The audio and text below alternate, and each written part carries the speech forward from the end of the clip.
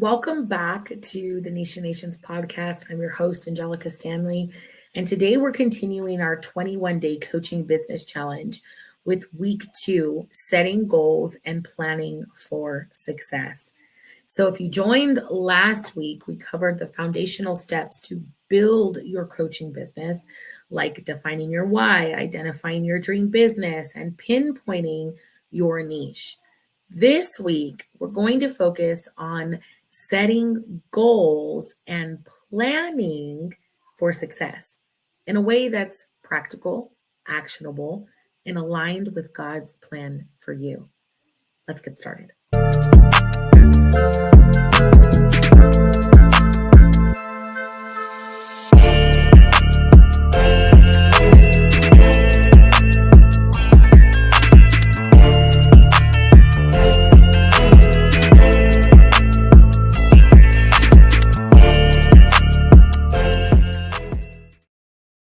Goal setting is one of the most important parts of running a successful business.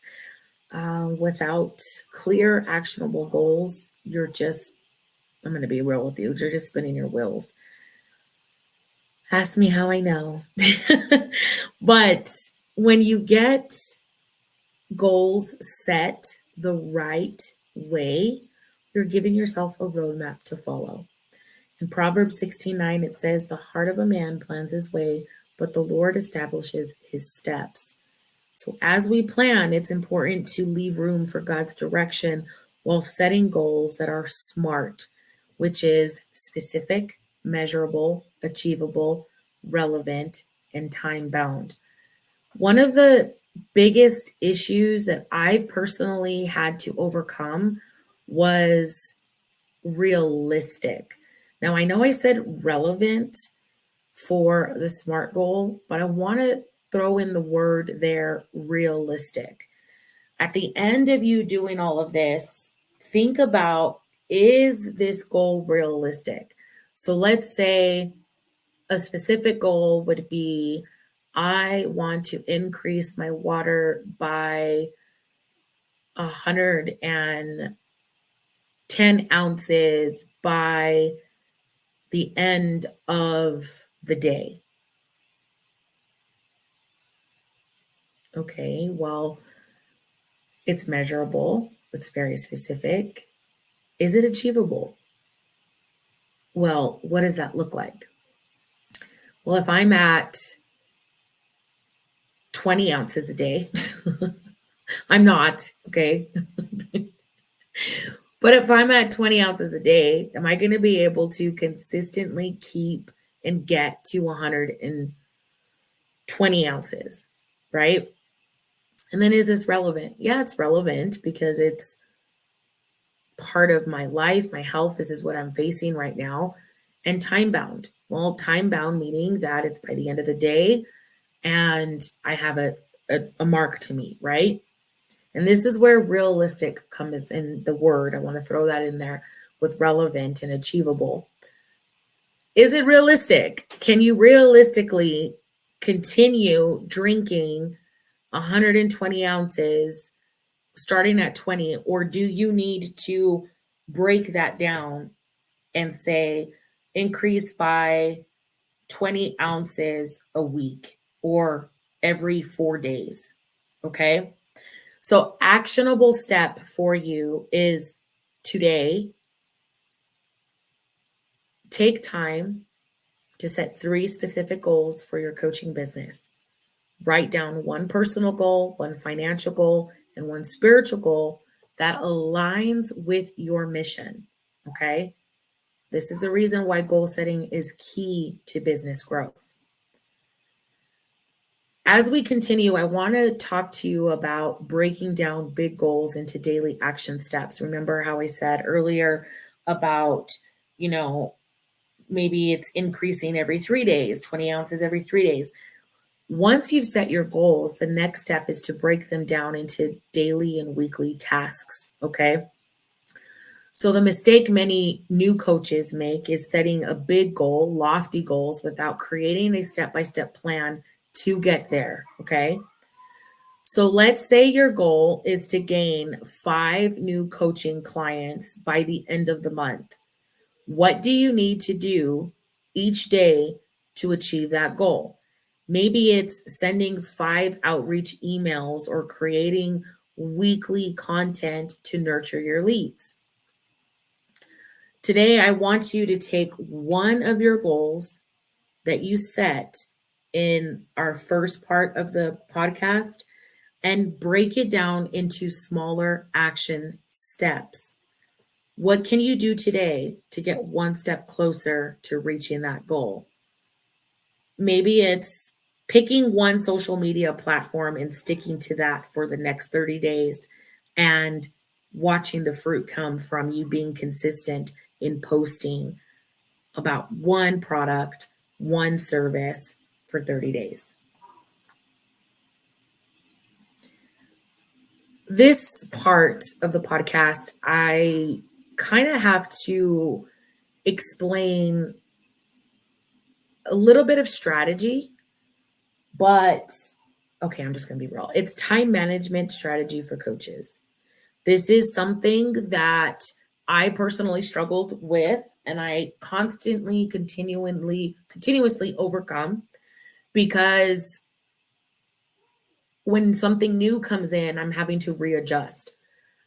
So if I get really good at how a goal is broken down in a smart way, then I'm able to get better and efficient at creating the goals, right? And so when something new comes in, I'm able to break that down and then look at my list and be like, dang, I have all of these tasks that I got to get done this week. What does that look like for my weekly planning?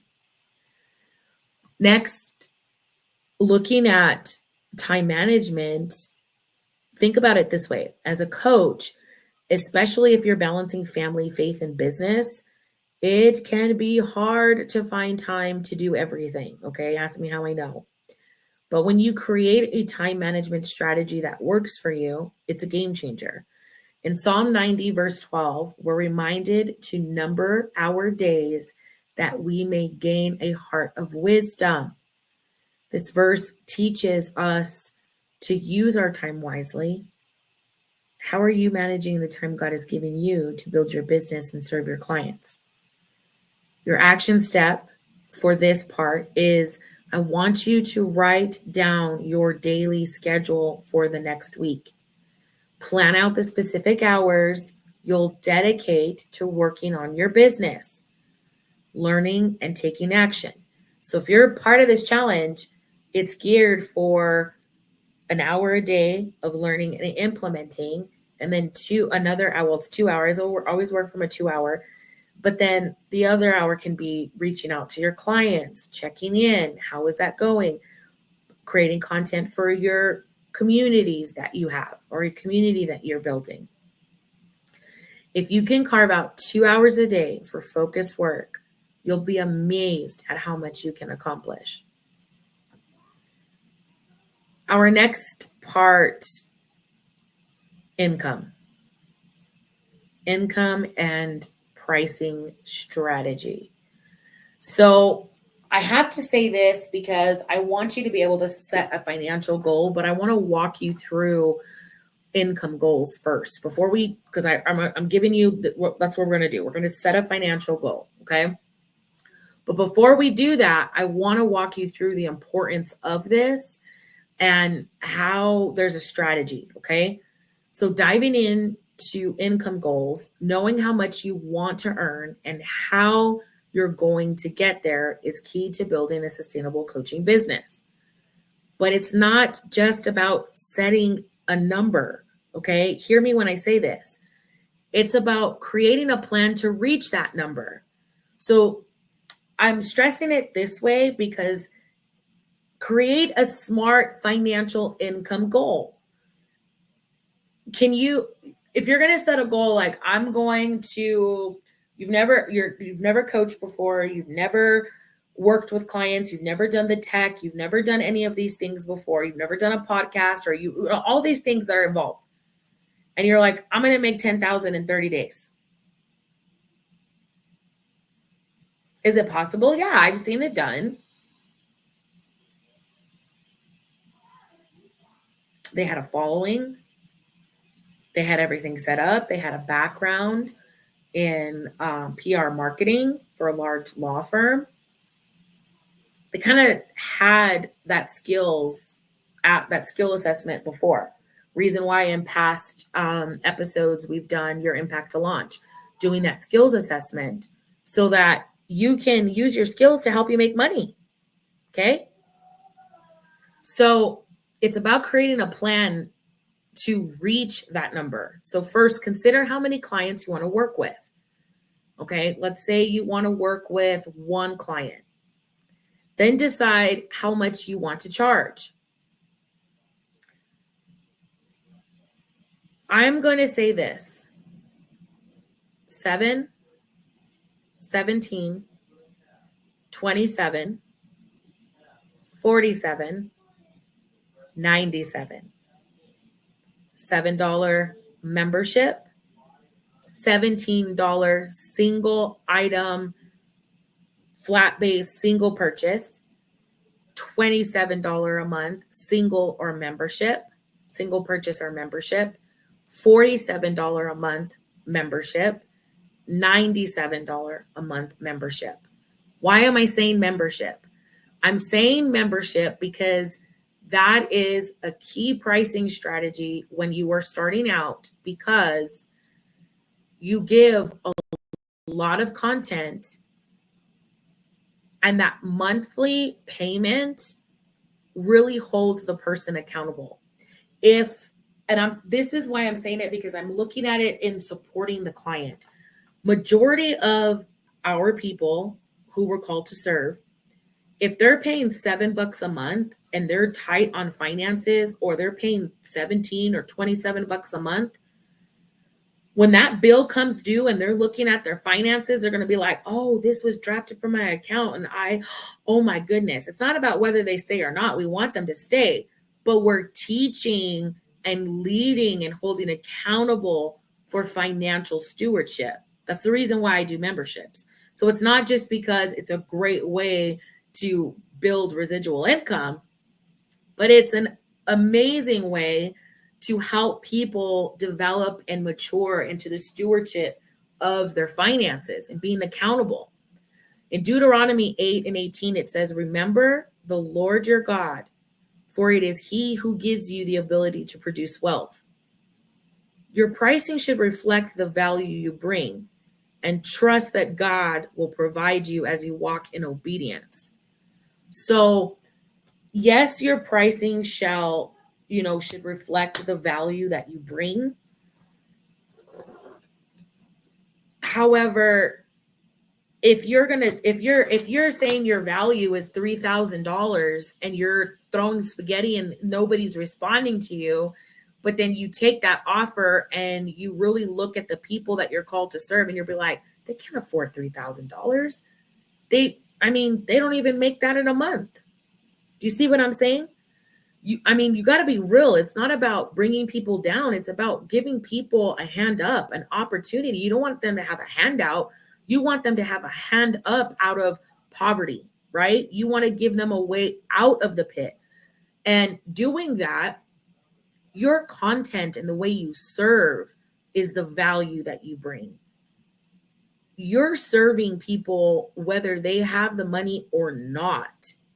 So your pricing should reflect the value you bring, but in the context of you're trusting God and those people.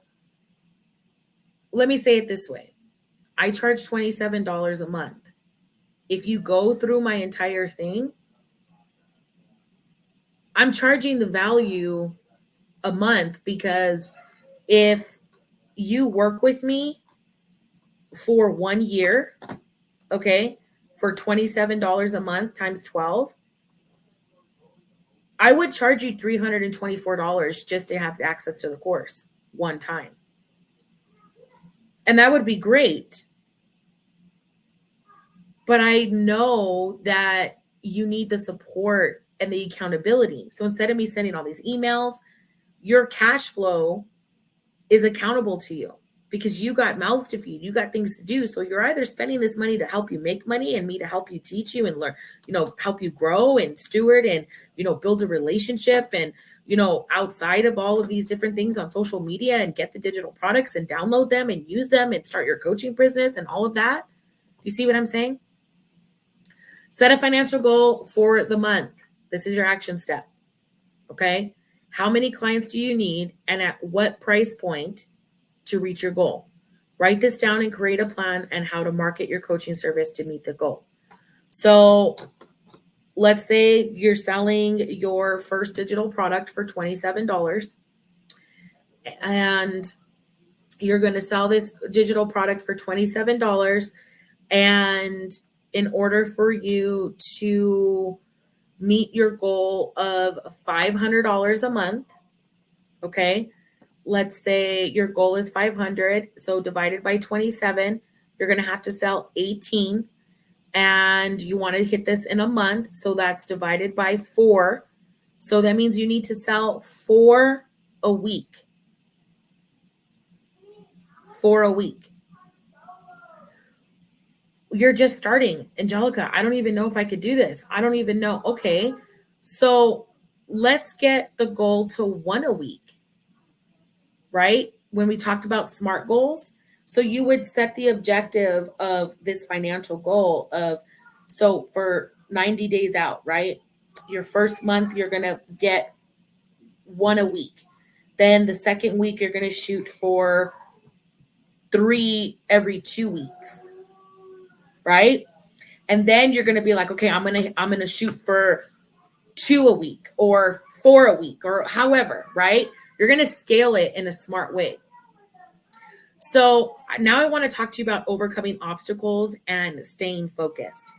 This is really important because every coach faces obstacles. It's very important because every coach faces obstacles, whether it's fear, self-doubt, a lack of resources, but God has given us everything we need to overcome these challenges and keep moving forward. In Isaiah 41:10, it says, God says, fear not, for I am with you. Be not dismayed, for I am your God. He is with you through every challenge. Do you just say it or do you believe it? So when you feel like giving up, remember why you started. Go back to the why you defined in week 1 and trust that God is guiding your steps. I have an action step again for you. This is a lot of action on this podcast, right? So when you feel like giving up, remember why you started. Your action step is write down one obstacle that has been holding you back. Okay. Now come up with a solution or an action plan to overcome that obstacle. We're talking about goal setting. Sometimes the problems that we're facing is we just don't know how to put a goal to it. Okay. Whether it's fear, time constraints, or lack of resources, there is always a way through it. Designing a productive workday. Now, I have to keep this short, simple, and sweet, but I could not put this in there because I believe these are perfect steps to helping you set goals and plan for success. So the last step is once you set your goals, create a time management plan and identify your obstacles. Okay. So we're going to talk about productive work days and what that looks like. Every day doesn't need to be jam-packed, but having a clear structure that will keep you clear and focused. In Proverbs 31:17, it says, she sets about her work vigorously. Her arms are strong for her tasks. Your workday should be productive, but it should also be balanced. Make time for prayer, reflection, and rest, as well as the tasks that will grow your business. Okay? Your action step today is plan out your ideal workday. Block out time for learning, action, client work, and rest. Try to stick to a schedule for the rest of the week and adjust as needed to make it work for you. Do this every Sunday. Okay? A little bit of, background. On Sundays, I bulk create. I do all of my long form content on Sunday evenings because from 4 to 7 o'clock, I'm able to do that. If I start earlier, then I'm done by 5. Okay. This all wraps up week 2 of our 21-day coaching business challenge. Again, if you want to get in the group, or click the link below and you can get the action step emails. An email a day will get you started. This week, we focus on setting goals and creating a plan for success. You learned how to set SMART goals, break them down into actionable steps, manage your time, and set financial targets. Next week, we dive into visibility, marketing, and client attraction. These are my favorite, okay? So as we focus on growing your coaching business, I'll be giving you tips to increase your visibility, engaging with your audience, and positioning yourself as the go-to coach in your niche. Okay. So in the meantime, make sure to stick to your goals and your schedule for this week. And don't forget to join the Niche Nations Facebook group, right? To share your progress and connect with others that are on this journey. As always, if you have any questions or need extra support, feel free to reach out on Instagram. You can even leave a comment if you're listening to this on Spotify. You can leave a comment and I can respond to you there. Okay. If you enjoyed today's episode, make sure to subscribe to the podcast and leave a review. And don't forget to join the Niche Nations Facebook group. We're supporting each other through this 21-day journey. Subscribe to YouTube, subscribe to Spotify, and join the group. That's what I got for you. I love you. God bless you. And I will see you soon.